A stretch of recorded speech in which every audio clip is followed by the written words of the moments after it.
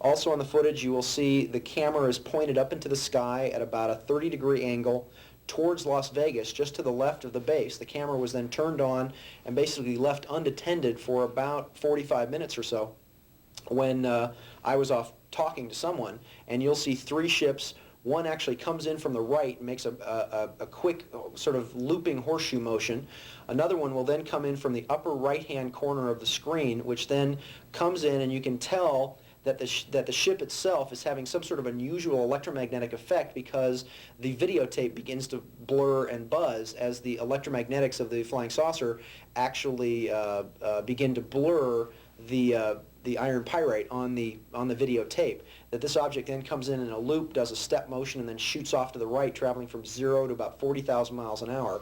And a third object that then simply comes in from out of hyperspace, where the object comes in literally from out of nowhere in a small circle, which you'll see if you slow the film down, solidifies into a disc-shaped object, does another step motion, and then goes from 0 to 40,000 miles an hour out of the frame.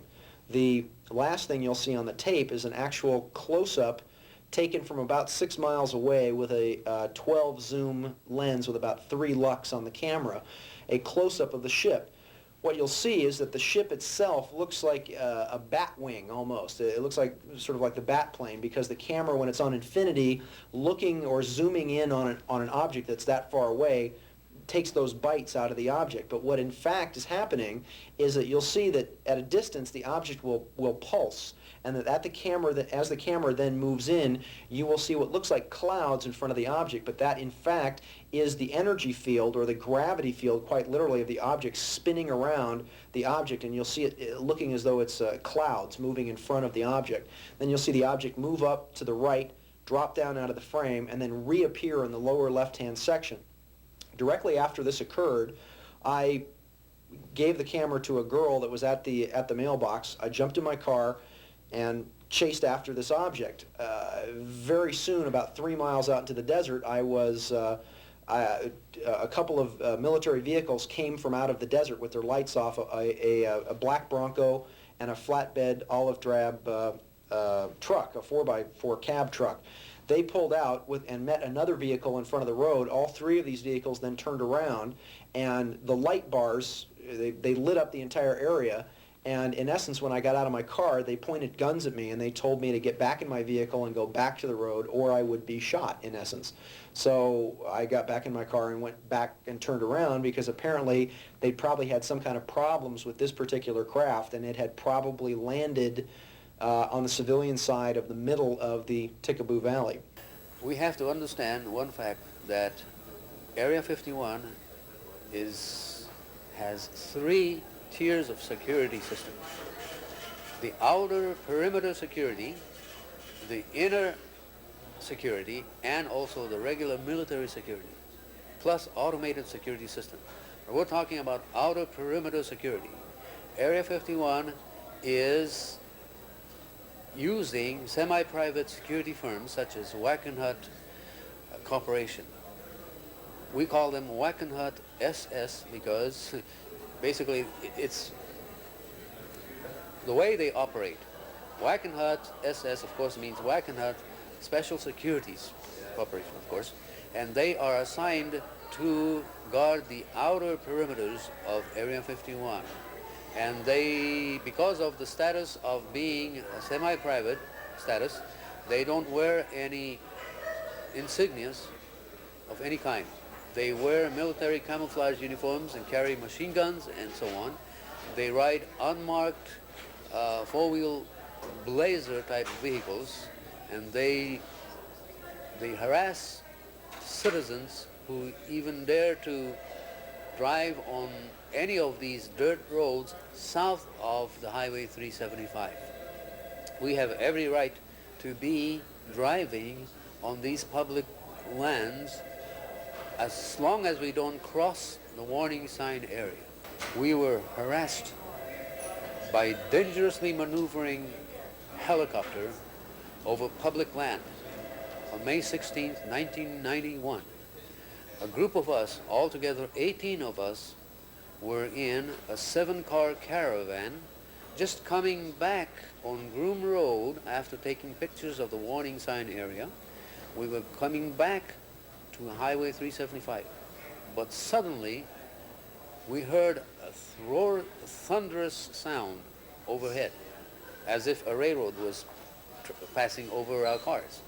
When we looked up, there was this military helicopter that appeared and came about 5 to 8 feet above our cars on purpose, harassing us, intimidating us, and for the next 15 to 16 minutes, we were trying to get away from this helicopter. We were frantically trying to drive and go away from this area, and we were buzzed by this helicopter continuously for 15 minutes. In one occasion, this helicopter circled around as we were driving and came front of our cars at almost low level and just scared us and continued this illegal maneuvering, endangering our lives. Where is it? Where is it?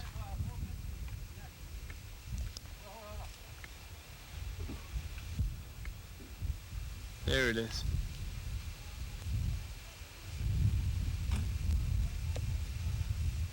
Jeez. How can you see anything with it? It went behind the mountain. There it is. There it is.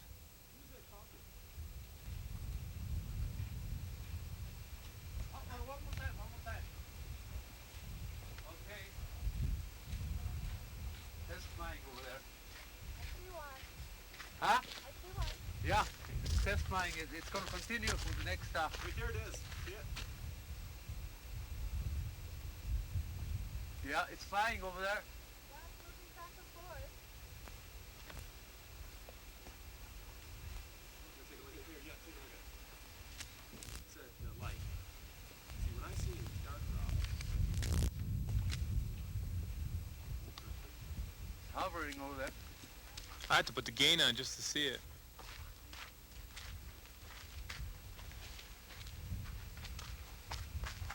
Boy, my battery. Yeah, right.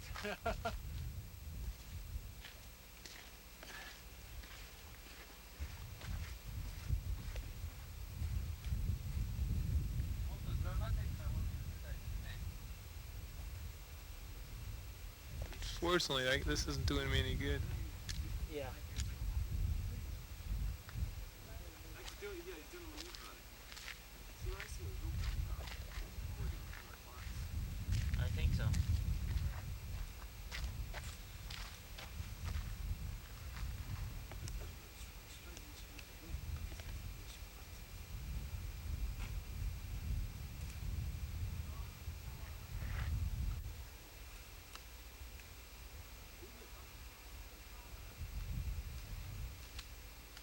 Who's that, Gary? Tell him to shut up. I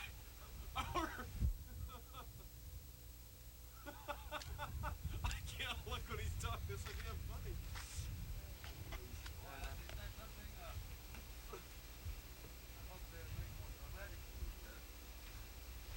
You seen it doing zigzags before? Yeah. Flying all right. He just went. The UFO, which yet was filmed by the Japanese television crew that night, was analyzed by Nippon Television with the help of latest state-of-the-art computers. The result? It's definitely no conventional aircraft. It was upset for us. 日立取材班が撮影した飛行物体もコンピューター解析してみた。エリア51に現れた例の光る物体は、その明るさの度合いを細かな色に分けて表示するとこのような姿になる。一方、その後同じ場所から撮った車のヘッドライトは明るさがこのような構成になり、比較することができる。これはその光の明るさが時間によってどのように変化するかを大きさで示したもので、ヘッドライトの場合かなり変化するものということがわかる。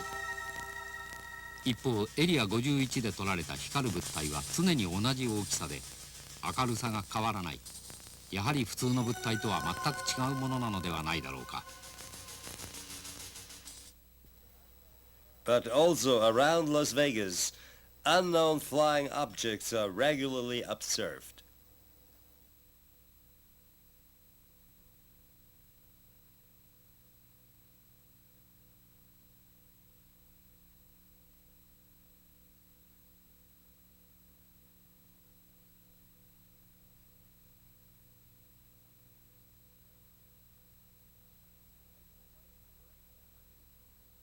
I took my wife to work one morning, and on the way back, I was looking out the windows, I usually do, and I carry my camera with me quite often.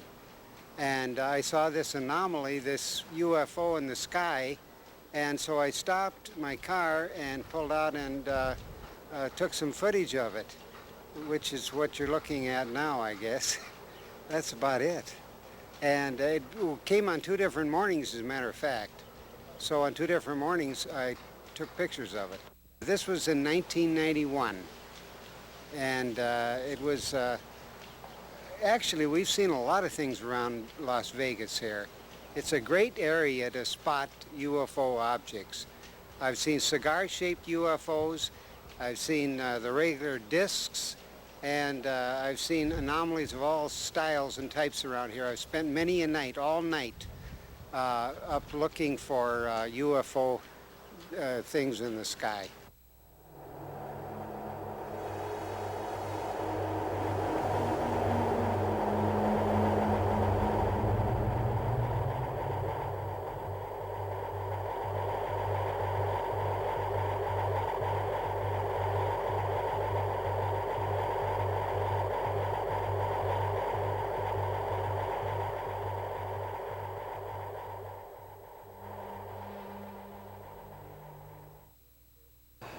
One morning when I woke up, I was drawing the curtains of the window, and it was a cloudy day, but clear. And 2, they looked just like bowler hats, dull grey, no windows, no wheels, no nothing, just looked like a bowler hat, metal, definitely metal.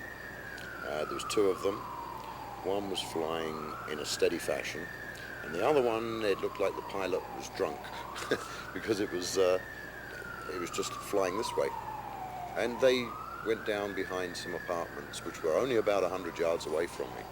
That I was impressed with. I told my wife about it, and she gave me a strange look.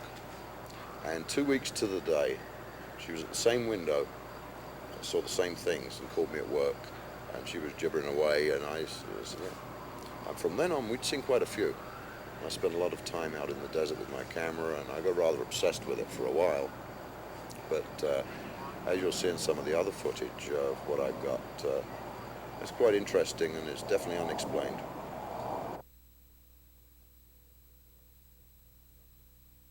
It happened when I was at work. It was a Sunday, and it was close to 7 o'clock. And for some reason, I just took my camera to the parking garage roof and started filming what you see here, which are 2 remote type objects sort of dancing around. And in a little while you'll see another craft come along underneath. It's a little larger, and it's very stable, and it's going steadily heading north. These 2 which are dancing around seem to interact with it, and then it goes on its way. A few minutes later, another craft comes along the base part of the mountain, and in between that, an aeroplane going in to land at McCarran Airport goes past, so you get a good idea of the size and the distance. And then these 2 objects again interact with this large craft, and as you'll see towards the end of the tape here, I follow it round to see where the craft went to, and it's totally out of sight. It's vanished. Do you recognize more details when visible? No, not really. No. It was just close to dusk. They were just lights in the sky. It's slightly delta-shaped, I think the objects are. That's how they appear anyway, when I zoom in. Obviously, the Lazar UFOs were just the tip of an iceberg. A black world, as fantastic as a fairy tale country or a faraway planet. Yet committed researchers try to trace down the last mystery of these super-secret test flights. By looking at the maps and by discussing things not only with the sheriffs, but also with friends of mine, I found a mountaintop in which you can actually climb to the top of the mountain, and it's about an hour and a half hike or so. It's about 7 miles to the top of a mountain which we call Morton's Mountain, since I was the one that first found it. Climb up to the top of the mountain, and this is where you get this spectacular view of virtually the entire base. You can see this particular video was taken at night, so because of the fact that we were very afraid of being caught out there still during the day, because we weren't really sure whether or not we were over the military's border or not. At about 6 a.m. every morning, they were sending helicopters out, literally chasing us around if we were anywhere near their border. And the evening times, they would send out the security vehicles, the Bronco security vehicles, who would do everything from take down our license plate numbers to actually go through our cars to looking for us in the desert, thinking that we were actually stepping across their border. This videotape comes from our efforts, literally risking our lives at that time to be able to get a good view inside this, probably one of the most top secret facilities the United States has above ground. Specifically what you're looking at is you're looking at Area 51 at night, taken in the taken at around dusk. You're also looking at another section of the video which was work that looks like was going on the runway. Now, for some reason, the military was carrying out some kind of either construction operation at night. Now, there seems to be a huge halogen lamp that's illuminating part of the field, in which you'll see smaller lights, which are trucks and jeeps basically coming and going from this light. You'll see on the film what we thought originally was a ship actually coming on and testing and moving around on the floor of the valley. It didn't really move that much at night, so that's why we concluded that it must have been some sort of halogen work lamp. You'll see for the first time the object which is called Old Faithful. Now, Old Faithful is called that because something appears in the sky over Area 51 at 4:50 a.m. virtually every Thursday morning. Now, many times this object is preceded by what in California have become known as skyquakes. There is a very large object which we've witnessed out there between 700 and 800 feet long, and this object literally comes in from space, traveling anywhere between Mach 10 and about Mach 18, flies over Catalina Island, over Southern California, and then lands at Area 51. This particular object that you're seeing, we theorize, is what's known as Project Senior Prom, which is underneath the Project Aurora banner, and that this object is in fact an unmanned 132 nuclear weapon carrying nuke platform that in essence orbits the planet to be able to rain down nuclear bombs on virtually any country at the push of a button. This object, as it's landing, you'll see it appear in the sky, very dramatic footage of the first time anything has ever been shot actually physically landing at 51. The object appears at exactly 4:50 a.m., comes down in a conventional flight pattern. Now, sometimes this object will shake back and forth violently, displaying all the characteristics of a, quote, conventional UFO, unquote. And on this particular occasion, it comes all the way down in a very straight line. You'll see a field around the outside of the object, and when it comes down between two safety lights, you'll see it actually physically land, and then when it comes past a second set of safety lights, the field around the ship actually blinks off, and then you can see that it is some sort of unusual dart-shaped aircraft, some sort of experimental aircraft, because it does have wheels on it, and it does appear to have a fuselage that comes up in a point with a light at the top and at the bottom, and then comes back at the bottom. So it is a very unusual ship, and this particular ship was in fact preceded by one of the famous Southern California skyquakes.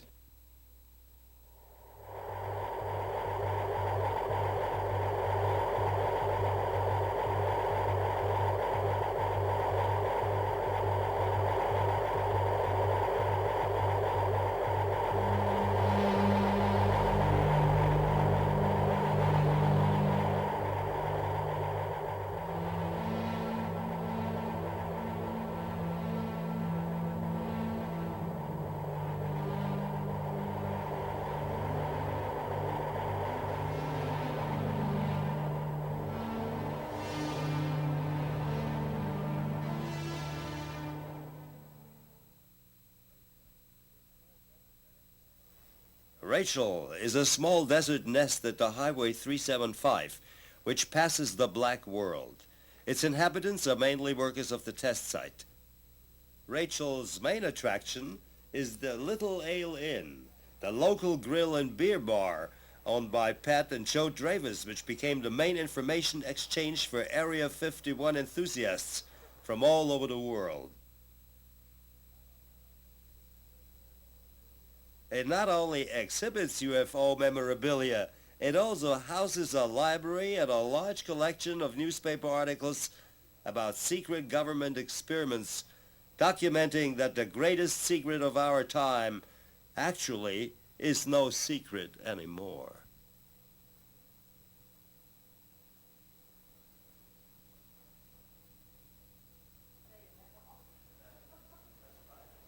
Aviation expert and writer Jim Goodall was one of the first who lifted the veil of silence.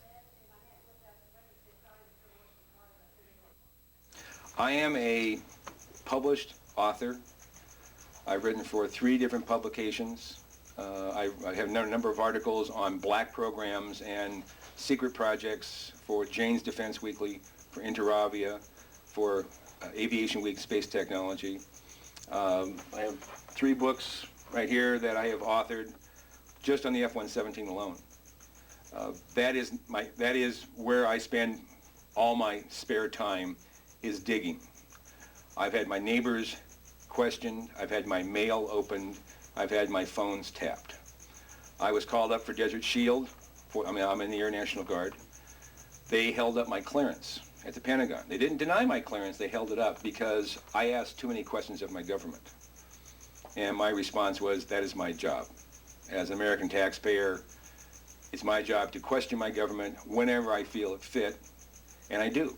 And I make a lot of enemies, and I'm referred to as that SOB from Minnesota. I have quite a reputation in the Pentagon for being able to dig up information when no one else can.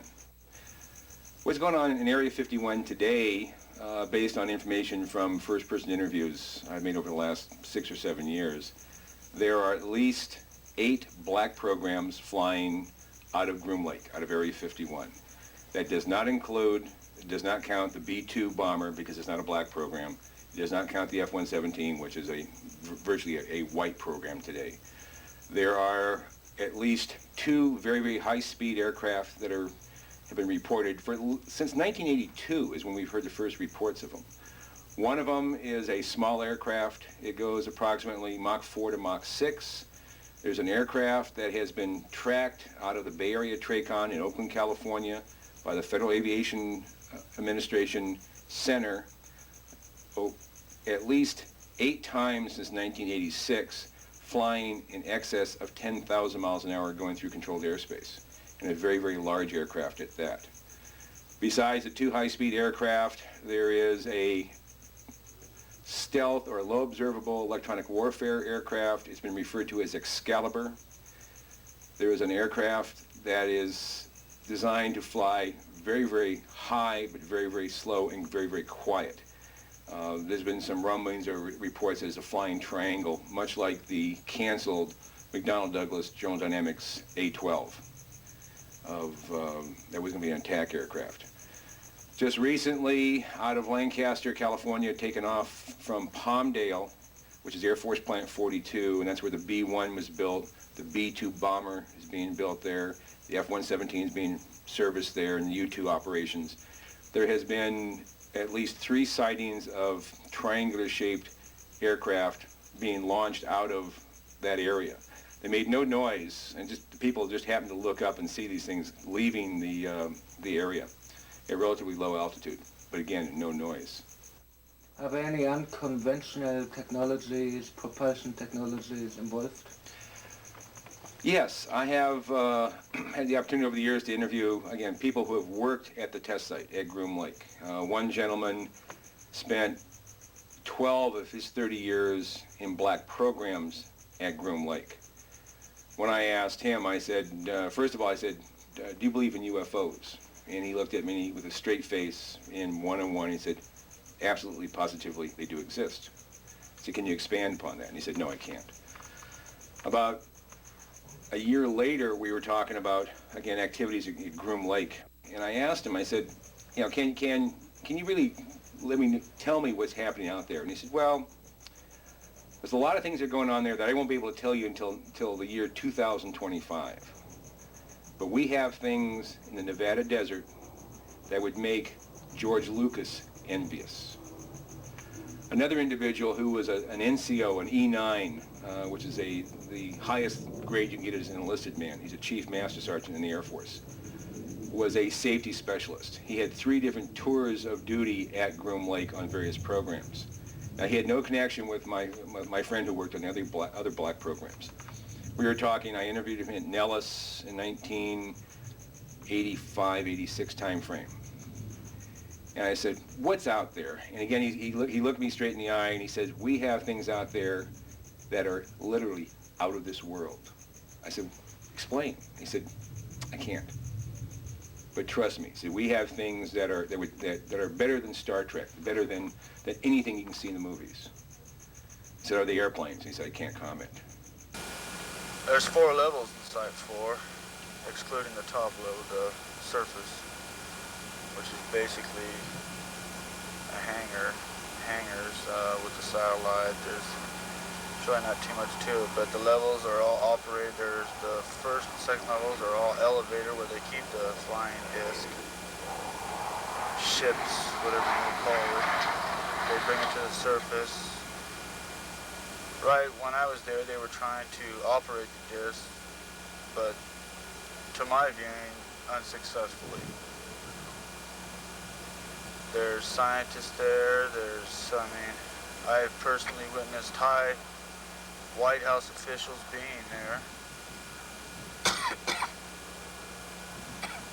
Right now, I'm basically kind of scared. I mean, I'm on the run. I don't know what everything holds for me. I just want to get this out in the open. A security guard at level 2 of S4 in Area 51, and he described Area S4 as a facility occupying at least 4 levels. He was aware of 4. He worked on level 2. He had passed through level 1. He never saw level 3 or level 4 because no military people were allowed below those levels. Only people with very specific clearances could go to level 3 and level 4.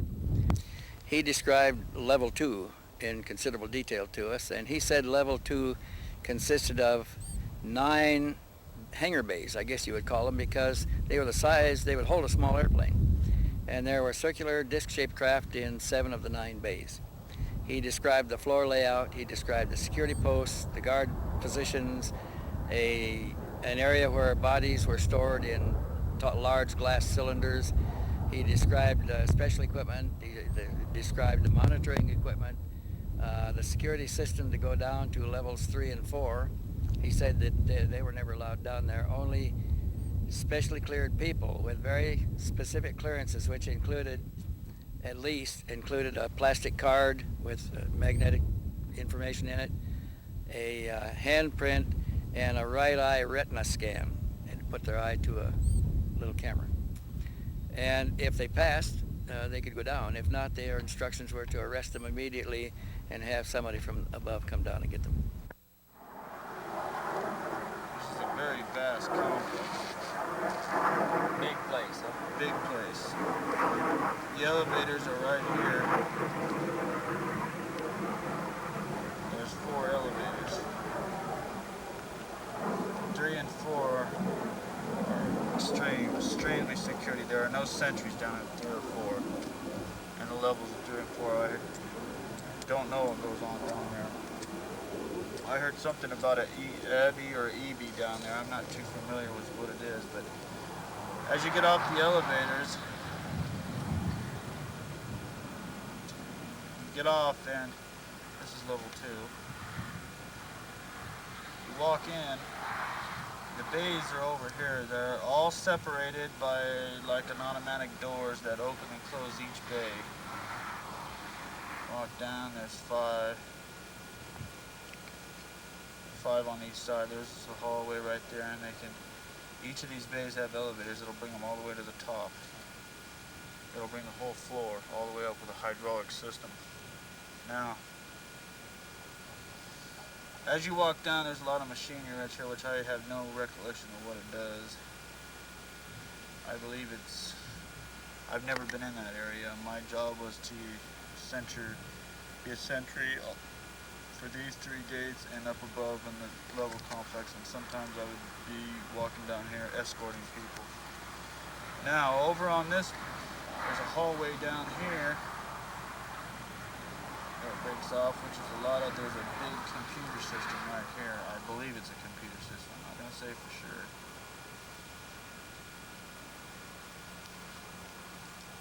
Right here is a level. There's 7 tubes.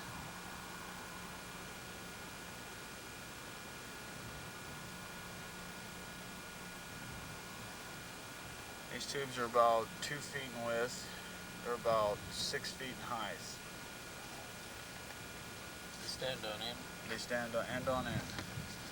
Now, as you walk in and you look at these tubes,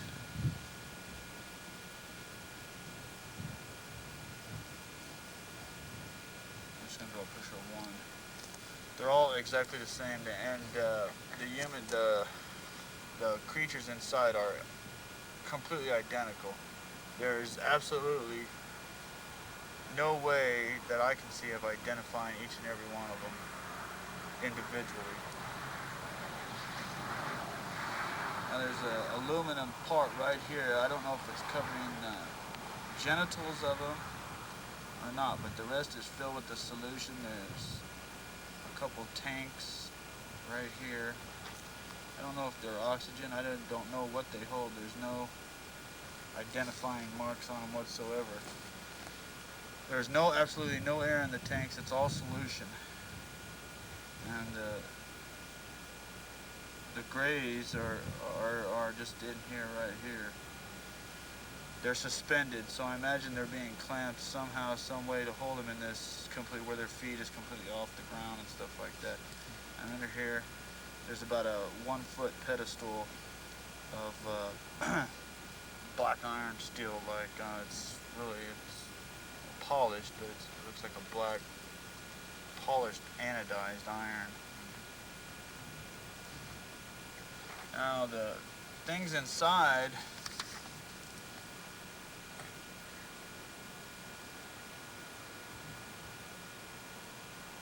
resemble what everybody sees, and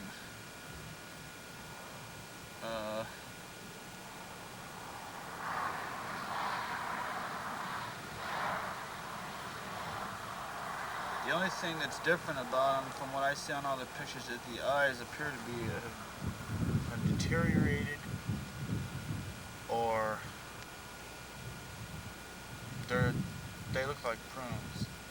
They're like your fingers get pruned. They're all shriveled up, and you can't see no eye sockets, and there's no visible eyelids or anything like that. They have a grayish, a grayish pigmentation. It's not scaly or anything. It's like a pigmentation. There's no apparent hair on them. There's little holes, not really slits, but a little hole, maybe an ear cartilage. I don't know if you're hearing. Slits are really kind of small for the nose and the mouth. The bodies themselves are very, very thin. They appear not to have any breast or navel or anything like that. Not that I can see. Yeah. I wasn't able to sit and study them in full view for a while. I don't think I have heard talk there that I know their systems aren't like ours. But they're very thin and they look very, very frail. What convinced you that Hennessy told you the truth? We only have looking him in the eye and talking to him. We've analyzed his voice during the narration. Doesn't show any signs of stress. We've heard rumors of some details inside from others that has never been released or published. So unless they were on the inside circle and knew what was being held back, most people would never know the information that he gave us. Most of the information that he gave us checked with other information we already had, and it has checked since with other information that we have acquired since the time we interviewed him. Mr. Morton, you came in contact with a sergeant who worked at Area 51. Yes, I was on an American television program called Mysteries from Beyond the Other Dominion, and at the end of the program they gave my telephone number. This gentleman contacted me through that telephone number and related to me that he was in fact a master sergeant at Area 51 for over 12 years, and that everything that had to be taken in and out of the base or transported from one place to another on the facility had to go across his desk. Of course, the man had a very high-level, top-secret clearance. He gave me his name, he gave me a military ID number, which I was able to check, and his military ID did in fact check out that he had worked at Nellis Air Force Base and had then worked at the Area 51 facility. He told me a number of very interesting things about how the facility was laid out, how many levels the facility had, how it was connected to other facilities, and he asked me a number of questions about things that he didn't really know about, just stuff that he had seen going across his desk, and was curious about how certain things work. So there was an exchange of information between he and I. It is unfortunate that he seems to have disappeared. He seems to have moved with no forwarding address. His telephone number no longer works. I was in contact with him for quite a period of time, and then the man simply vanished. Did he ever see alien spaceship or alien bodies? On many occasions, he told me, Chip is what he called himself, that he had in fact transported disc-like saucers, what he considered to be alien spacecraft. And remember, he was not sure if they were alien or not. He never saw the actual paperwork on the craft. He was only responsible for transporting the objects from place to place. However, he did transport a number of very large 30 to 60 foot disc-shaped craft. He was responsible for transporting some bell-shaped objects. He said when they were at rest that they were a very dull gunmetal color. He did in fact witness on a number of occasions the tests of these craft, because they would have to cart them out to a certain place and then they take them off, and then the objects would then fly around. And he was asking me how something that looked so dead and so lifeless could then glow up the way that it did, and the metal on the ship would actually look as though it was alive. As far as the alien bodies were concerned, he told me that Area 51 had 5 underground levels to it. This was confirmed by 3 other sources that I had at the facility. He also claimed that there were not only living aliens on the base that he not only saw, because he was responsible for transporting them physically by jeep from one place to another, but also that he saw a number of alien bodies in very large tanks, that the tanks had a silver backing to them, that they had a silver strips across the middle and the bottom of the tank. They were filled with a blue liquid. He said that he personally saw 5 different tanks that had these alien bodies in them, the classic little gray bodies, the 3.5 to 4 feet tall, but that they also had 4 humanoid aliens that were had blondish and reddish hair. Very little was unusual about them that would demarcate them from actual humans, but he was told that these were actual alien bodies, supposedly, and this was his speculation now, but he said that they were supposedly from the Pleiades. There are many underground alien facilities, and they're all over the place. There's also many underground U.S. facilities. In 1960, it became apparent to the military that if they were going to have any significant covert operations, they were going to have to be underground. The reason was people are extremely observant. They notice everything that's going on. And if there was going to be huge transportation of materials, men, equipment, all kinds of stuff, that it was going to be have to be underground. There was a major meeting with all the major contractors, the big contractors like Morrison, Knudsen, and those type of people. And the meeting included the highly specialized area of underground operations, as far as drilling down there, how you move that kind of dirt. And they started then, basically in 1960, building all these underground facilities. Right now, they're just all over the United States. It's just incredible how many there are. There's a network of tunnels that connects Edwards Air Force Base with the Tehachapi Base, with Tonopah Test Range, Groom Lake, George Air Force Base, California City, China Lake. It's a tremendous network. I have varied and many people who have told me that they exist, that they have been down there.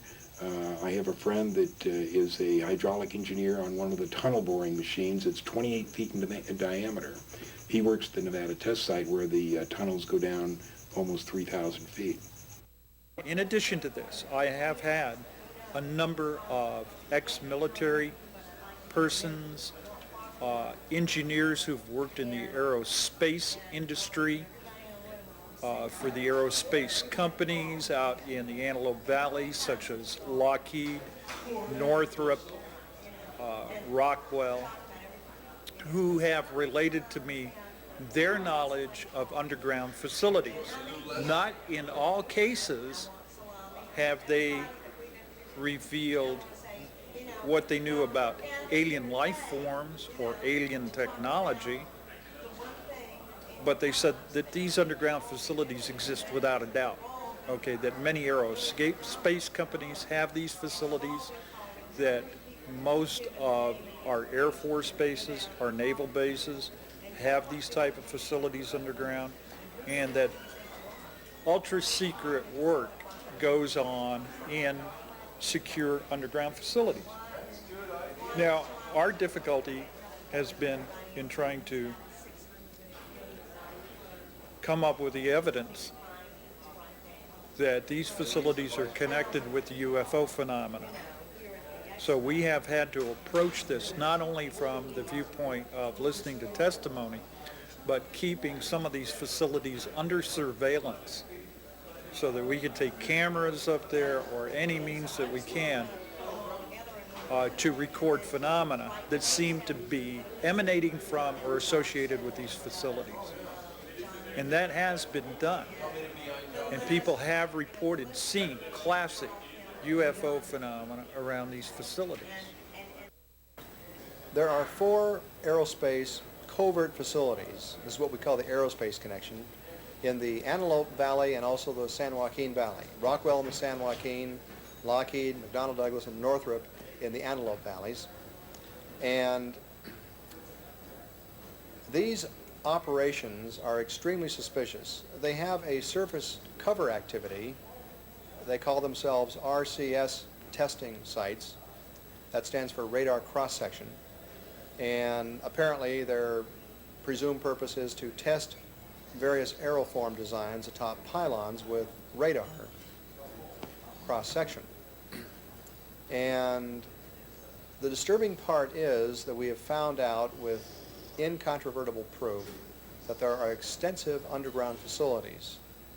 And for example, Northrop, we have documented to have 42 levels underground.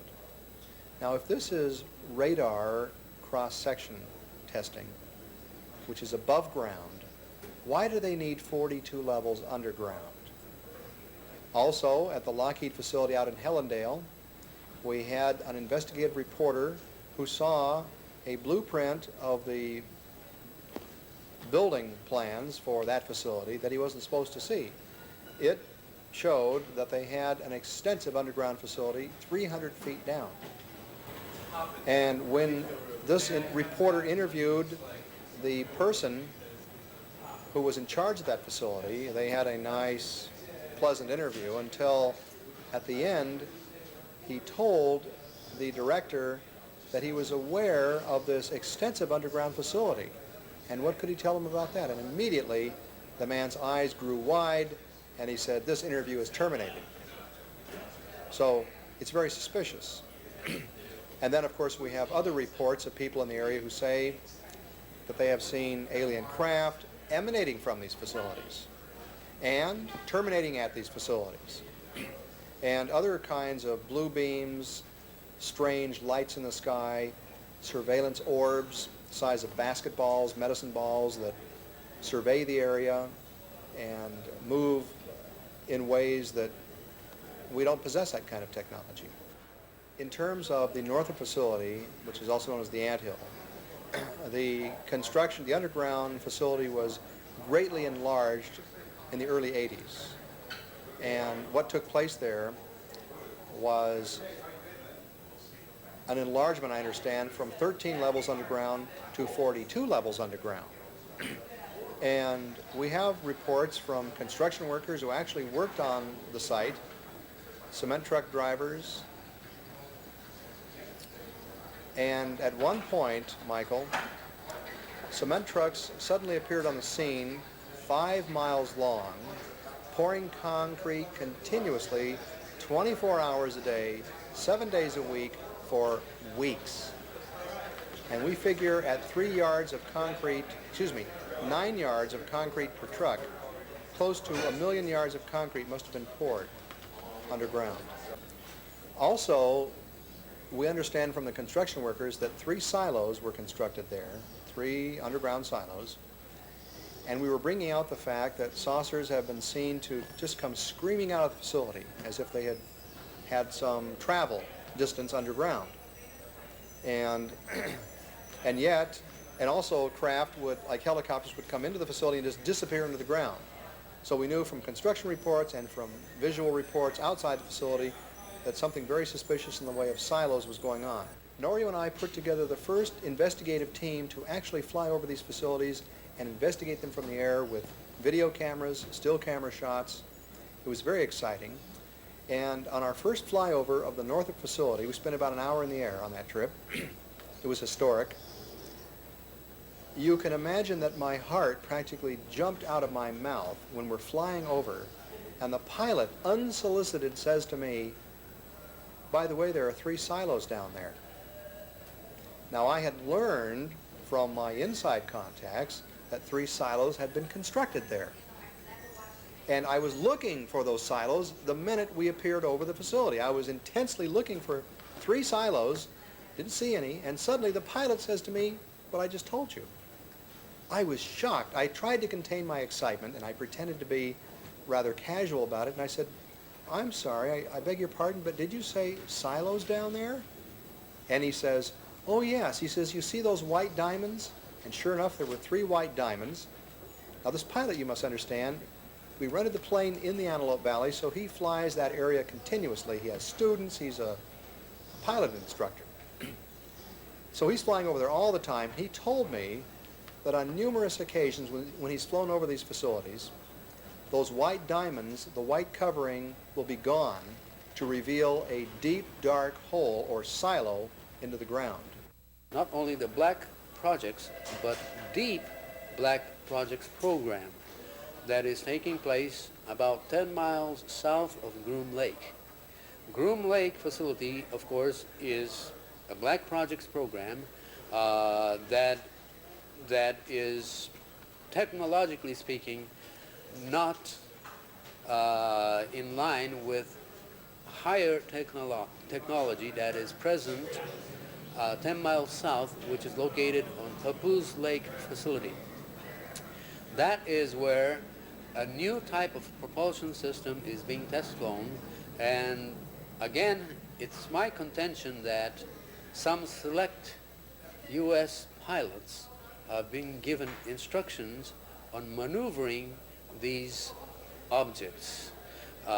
We have, from all types of reports and sources, this one fact is that there is some type of pumpkin seed program. This is a nickname of a new type of propulsion system using pulse detonation system. And this is known as the pumpkin seed program because these objects they have almost like a diamond-shaped they form to this. Now, this is part of the Black Projects program. However, what I've been investigating is more than that. It's the super deep Black Projects program, which could possibly involve technology much higher than this type of pulse propulsion system. which could be antimatter or some type of anti-matter, as Mr. Lazar has been stating. The sources of our information are not only from researchers that have received a lot of infos through Aerospace Connection. We have been in touch with several persons that confirm that Black Project program is ongoing at Groom Lake facility, Papoose Lake facility, plus other facilities such as in California, the Northrop, McDonnell Douglas, and Lockheed. All of these facilities are conducting some type of testing of certain type of aerofoams that resemble almost a disc. And it's possible, very possible, that the technology behind this could be received from some intelligence, not necessarily us. In other words, we're talking about something possible transfer of technology. After I had, of course, got out of the service, I worked for the government, you know, as a test pilot on various different particular aircraft. While I did that particular activity, I was asked if I wouldn't mind working on some simulators, and I thought that was a good idea, good for my future, so I did. We were then reassigned. It was just not myself, it was several other fellows like myself, engineers, that were reassigned to certain companies here in the United States on the various different simulators that they were making for the various new aircrafts that they were building. For example, you know, the F-89, F-94, and F-102, and a group of others. We spent probably close to 3.5, 4 years just in training on simulators, and just exactly, you know, how a simulator, an actual simulator for these aircraft worked, you know, and the new designs as they came along. After they thought that we were trained sufficiently, then we were asked to do another project, which was more or less in my field as mechanical design. That was to join metal together without glue, nuts, you know, or any adhesives, so forth, you know,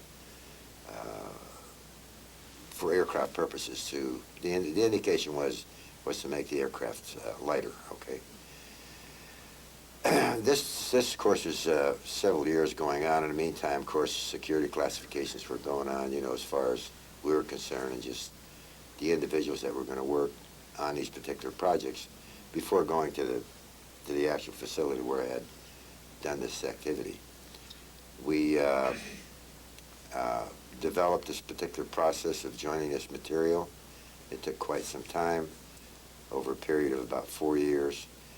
And then it was indicated to us that we'd go on a special project in New Mexico, which we did.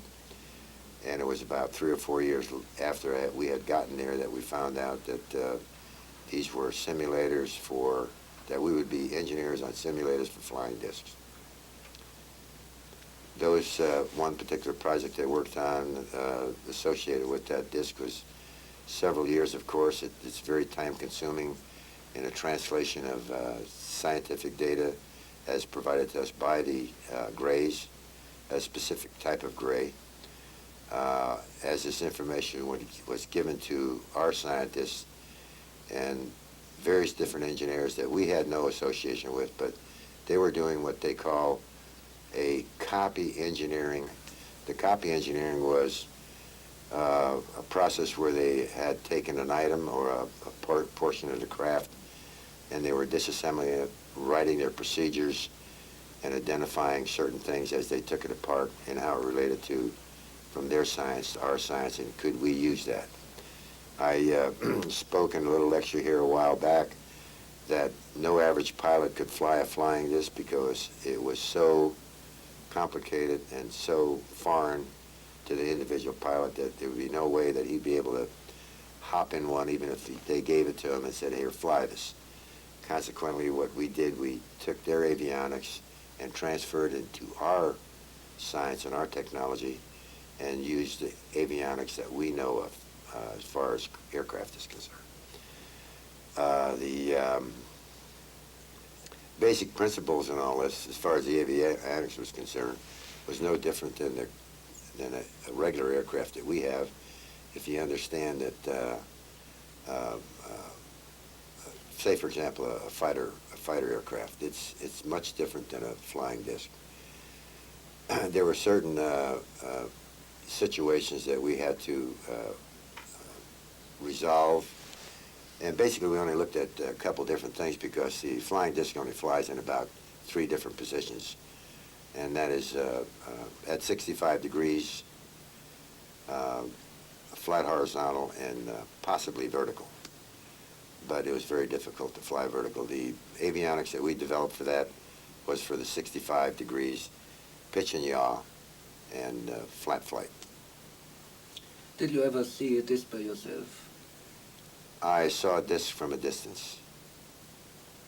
Can you describe Not it? up close. Can you describe it? If I was describing a disc for you so you'd understand what we were looking at, if you did see the Bob Lazar poster, very, very similar. This facility I was worked at is, I'd say, as far as secrecy is concerned, is much tighter than possibly even Nellis here and some of the other facilities, you know, in this country.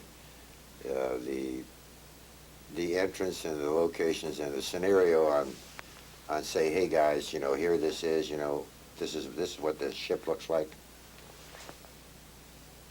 It's, okay, that's what the ship looks like. As far as entering the ship, no. But that was a disc. How far away was it? Oh, I was, say, 10 or 15 feet away. Was it flying or standing on the ground? It was just sitting on the ground, on its belly. What did you feel in the moment when you saw it? What was your impression of it? I had, my impression was, as an engineer, was just great. Have you ever seen any aliens? We were introduced to grays that were associated with the project, but they were, I could say that in the time that I spent, maybe I've seen the grays a half a dozen times or more, but no more than 10 times, I think. But they were on, the reason that we saw them was actually for us to get used to being associated with them, okay?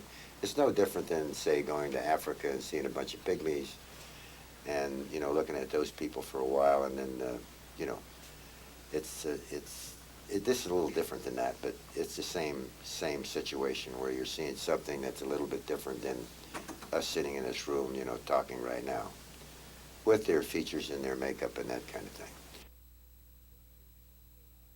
The conclusion that I have made from this is kind of a tentative conclusion, and it's in several parts. Number one, United States Air Force is interested in any foreign objects that are invading our skies. They would be foolish if they did not conduct a serious investigation of what appears to be superior technology in order to do an estimate of the situation.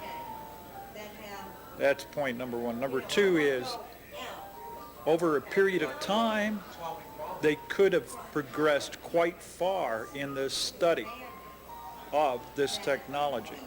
Far enough that I believe brings us around to point three, and that is you recruit your best minds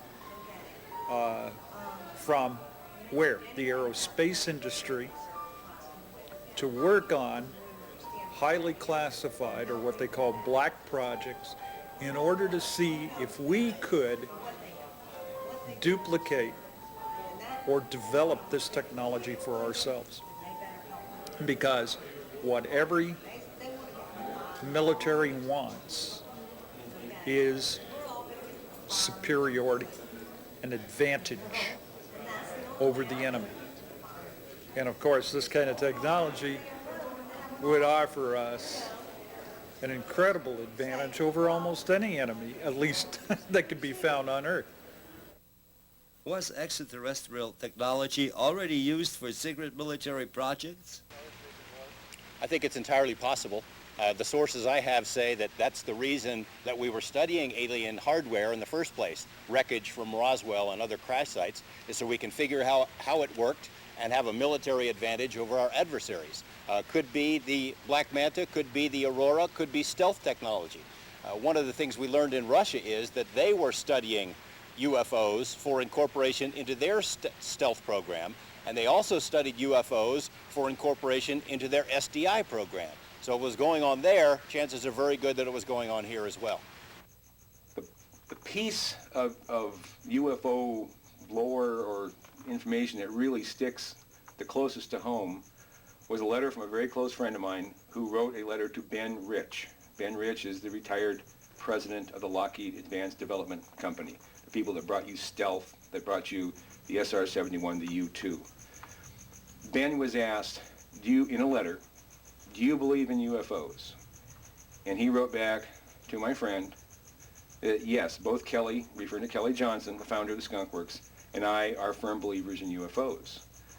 Well, this got John Andrews very, very excited, so he wrote another letter back to Ben. Said, please explain, please clarify. We're talking about two categories of UFOs, both man-made and extraterrestrial. And Ben wrote back again on his letterhead, handwritten, which you have a copy of, saying yes, UFOs do exist, both man-made and extraterrestrial, and we refer to them as unfunded opportunities, and he underlines the UFO. Are these super secret test flights with recovered UFOs for real? Do U.S. government scientists really investigate extraterrestrial technology? We wanted to find out the truth, test the claims. Following Bob Lazar's recommendation, we drove out to the Black World on December 2nd, 1992, together with an ABC television camera crew. First, we waited near the black mailbox at the Groom Lake Access Road. Then, followed by a black unmarked Ford Bronco of the Wackenhuth Special Security, we changed our location to the Campfire Hill, an elevation on the roadside, closer to the base. It was a Wednesday night, and shortly after sunset, at about 6:15 p.m., the first mysterious flying objects appeared.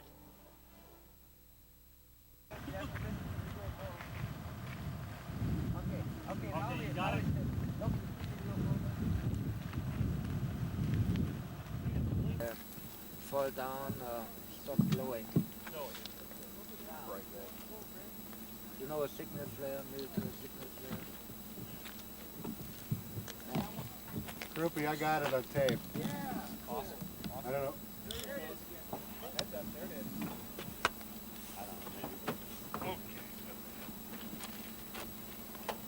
maybe. Now it's gone.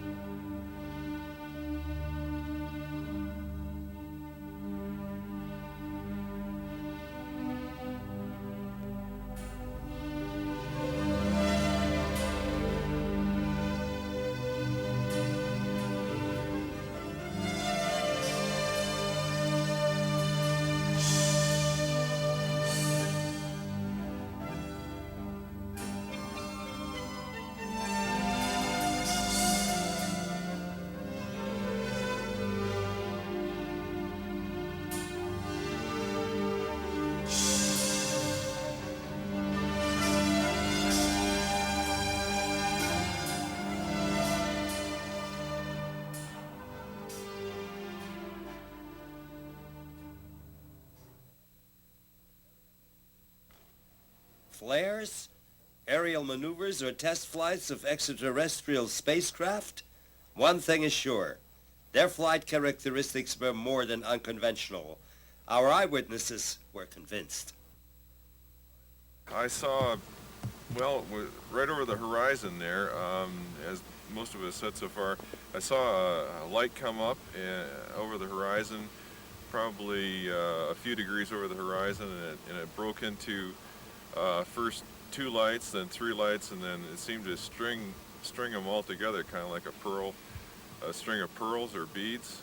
And there seemed to be a connection as the light jumped from one position to the next. And it was kind of an orange-yellow color. And it seemed to be sort of swirling around at the same time. It wasn't a straight directional thing. It's kind of like they were going like this a little bit, you know. The first thing that was interesting we saw along this ridge out here were a series of white blinking lights that seemed to be, as we looked through binoculars, the same light or several lights that were moving real rapidly around the sky, blinking. Very unusual. All right. Yeah. The one that seems to be attracting the most attention is the one we saw out that direction that had a strange color and seemed to split. Describe that one for me. Yeah, well, it was an orangish red light that was rather intense, and it seemed to split off into different pieces at one point and come back together again. And I think that was the most interesting aspect of that. We've seen a lot of interesting things tonight. What was that they saw in the skies above Nevada? We'll try and have some answers next. A big UFO convention came to an end in Las Vegas last night, and afterwards, naturally, some of the members went out in the desert to search for UFOs. A news crew went along, too, and sure enough, it wasn't long before a mysterious, unidentified object appeared. Not too surprising, somewhere up there, you see it, because this patch of desert is right near a military test site. This looked like no aircraft lights that any of these folks had ever seen. This was a bona fide UFO sighting? I think it was, yeah. And UFO means unknown flying object, and this definitely was nothing I've ever seen before. Was it a bird? Was it a plane? Was it the Aurora, the secret plane? We don't know. More to come, I'm sure, and the Air Force is not saying anything as usual. Oh, fascinating. You have a good weekend, of course, all of you. Good night, everybody. Maybe it's just a question of time before the secret of the black world will be revealed. The answer on our questions, still hidden behind these mountains, might turn out to be revolutionary for all of us.